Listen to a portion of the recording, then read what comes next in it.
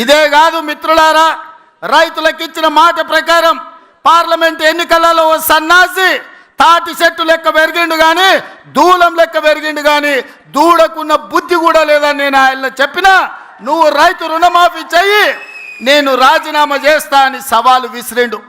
ఆయనలోనే నేను యాదగిరిగుట్ట లక్ష్మీ నరసింహ సాక్షిగా చెప్పిన 15 ఆగస్టు లోపల 2 లక్షల రూపాయల రుణమాఫీ చేసి తీరుతా అని మాట ఇచ్చిన పార్లమెంటులో 42% ఓట్లు, 8 పార్లమెంట్లు మీరు గెలిపించారు.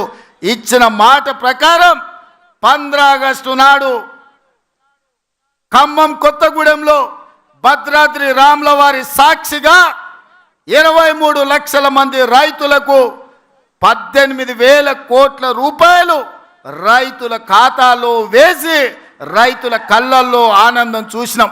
మరి ఇవాళ మా కాంగ్రెస్ పార్టీ కార్యకర్తల సాక్షిగా ఆ సన్నాసిని నేను అడుగుతున్నా, రాజీనామా చేస్తా అన్నావు కదా, సిద్దిపేటకు పట్టిన చీడ పీడ విరుగడవుతుందని ఆ సవాళ్ళు మేము స్వీకరించినాం.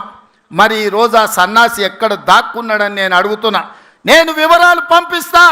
2 లక్షల వరకు ప్రతి రైతుకు ఈరోజు రుణమాఫీ చేసిన చరిత్ర, ఇచ్చిన మాట నిలబెట్టుకున్న చరిత్ర. 15 ఆగస్టు నాడు పండగ ఉన్నా, కార్యక్రమాలు ఉన్నా, ఇచ్చిన మాట ప్రకారం మేము వెయ్యాల్సిందే అని 3 విడతలు 27 రోజుల్లో 15 ఆగస్టు లోపల 2 లక్షల లోపల రుణమాఫీ అందరికీ చేసినాం. ఇవాళ 2 లక్షల పైన ఉన్న రైతులు ఎవరు ఆందోళన చెందాల్సిన అవసరం లేదు. 2 లక్షల పైన రుణమా ఉన్నవాళ్ళు 2 లక్షల పైన ఉన్న రుణాన్ని మీరు బ్యాంకులో చెల్లించండి.